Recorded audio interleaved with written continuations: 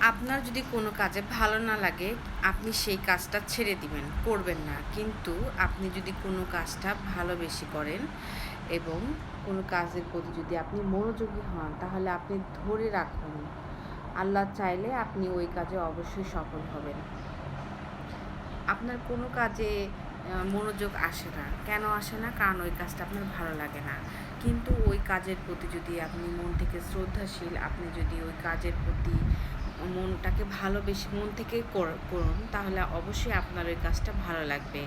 কারণ আমরা যখন একজন স্টুডেন্ট মানে শিক্ষার্থী থাকি, তখন কিন্তু আমরা আমরা পড়তে চাই না। কিন্তু একটা সময় আমাদের মনে হয় না আমাদের পড়তে হবে। না পড়লে কিন্তু আমাদের কোনো কিছু সম্ভব না।